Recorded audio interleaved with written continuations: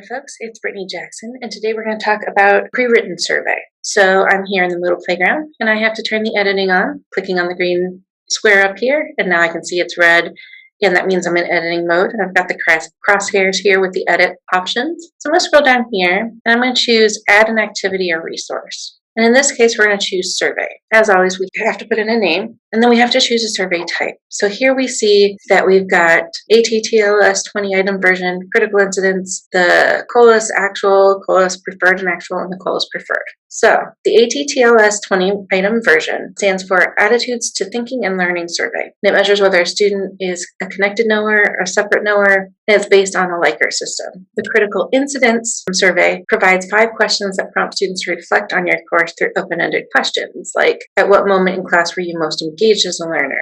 At what moment were you most distanced as a learner? What action from anyone in the forums did you find most affirming or helpful? What action from anyone in the forums did you find most puzzling or confusing? And what event surprised you the most? Then the COLAS Actual survey, which stands for Constructivist Online Learning Environment Survey. The actual one, students respond to 24 questions in a Likert scale from almost never to almost always. And there's a question on how long it took to complete the survey, and a final question for open-ended responses. The COLAS Preferred and Actual includes 48 questions about learning in an online environment, and there are 24 pairs of questions. Things like, I prefer that, and again, Likert scale, almost always, almost to never, and there's a question on how long it took to complete the survey, as well as a final question for open-ended responses. And then the COLAS Preferred is the same 24 questions about learning in an online environment, but students are prompted to answer them with respect to their ideal learning environment.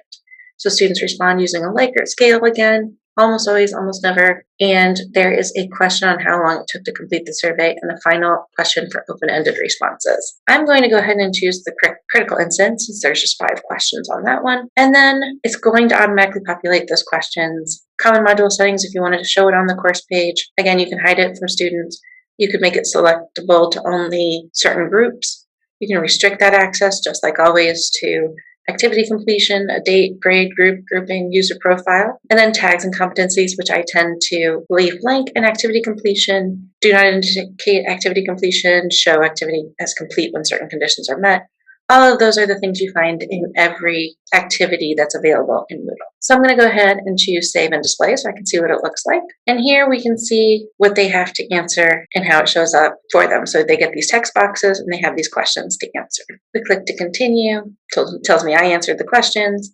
And then if I come back out here and click on This is a Survey, I can click on View Survey Responses, and it gives the answer and then what I said, which in this case was nothing. And then I can also download that to get that information in a different form. I can choose the participants, so if only I responded, and then go back to the questions, which is where you land in the first place. So those are the survey options. So really, those ones are pre-created for you. If you wanted to do something specific, you'd probably want the one question survey or the choice survey options. And that's all there is to creating a survey that's pre-written. So as always, if you have questions or concerns, feel free to reach out to us. We're here to help, and we're located in the library. And happy Moodling!